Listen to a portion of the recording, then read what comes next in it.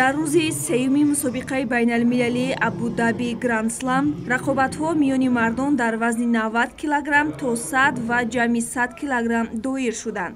дар вазни то 90 килограмм Тоҷикистонро Комроншоҳи Устопириён намояндагӣ кард. рақиби якуми Комроншоҳ Карл Фоуберт аз Белгия буд. Комроншоҳ тавонист бо як маҳорати волои худ дар иҷрои усул муваффақ шуда ва зари дарёбад ва ба марҳилаи навбатӣ барояд.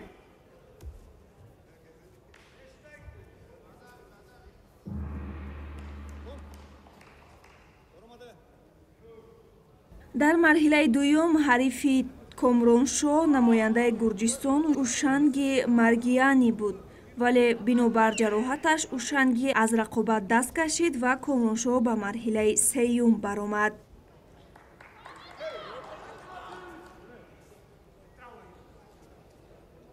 дар даври чорякниҳоӣ Комроншоҳи Устопириён бо намояндаи Фаронса Лорис Тассиер даст ба гиребон шуд, вале дар ин майдондорӣ Комроншоҳ бо гирифтани 3 шидо ноком шуд ва рақобатро дар даври тасаллубахш идома дод.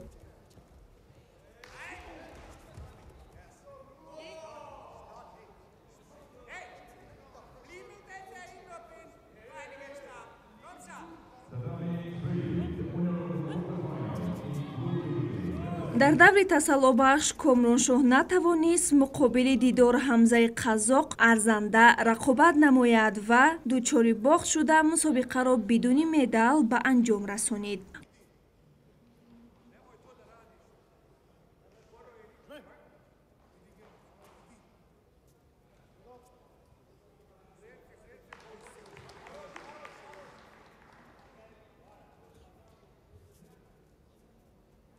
варзишгари дигари тоҷик Ҷаҳонгир Маҷидов дар вазни то 90 килограмм ҳарифи якуми худ варзишгари австралиягӣ Ҳаррисон Кассарро бо имтиёзи иппон мағлуб намуд ва ба даври дуюм баромад. даври дуюм низ Ҷаҳонгир маҳорати воло нишон дод. ӯ дар ин марҳила бо Клен Калҷулайди эстониягӣ нерӯ озмуд ва зафар ёфт. дар даври сеюм ҳарифи Маҷидов ин варзишгари маъруфи сербӣ Немания Маҷдов буд. зури бозӯи Маҷидов муқобили Немания Маҷдов басандагӣ накард ва шикаст хӯрда ба даври тасаллубахш рафт.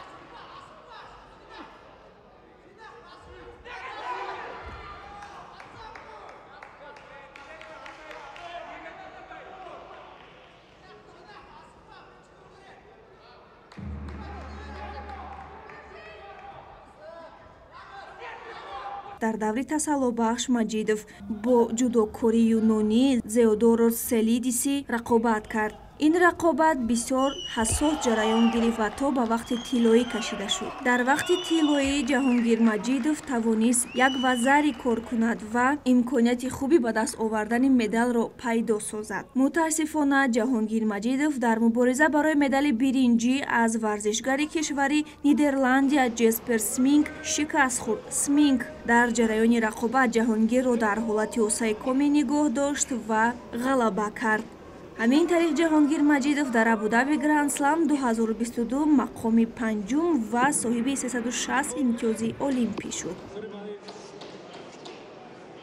узви дигари мунтахаби ҷудои Тоҷикистон Абубакр Якубир дар вазни то 100 килограмм аз ҳарифи ҳолландии худ Симеон Казарина бо имтиёзи иппон мағлуб шуда аз идомаи рақобатҳо бенасиб монд.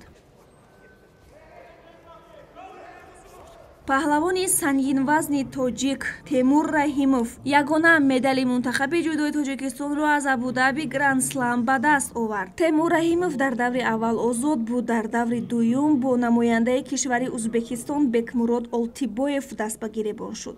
рақобати сангинвазнҳо то голденскор тӯл кашид ва дар он замон Темур дар иҷрои усул муваффақ шуда имтиёзи иппон дарёфт ва ба марҳилаи сеюм баромад.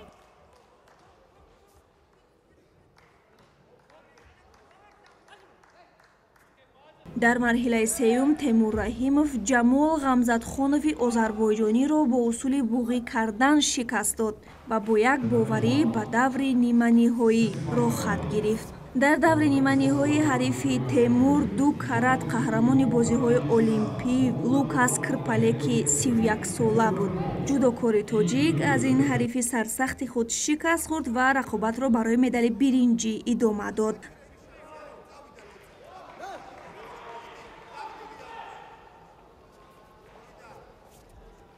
дар рақобат барои медали биринҷӣ Темур Раҳимов Мариус Физели словакиягиро шикаст дод. Темур соҳиби 500 имтиёзи олимпӣ шуда мавқеи худро дар зинаи якуми радабандии ҷаҳонӣ нигоҳ дошт.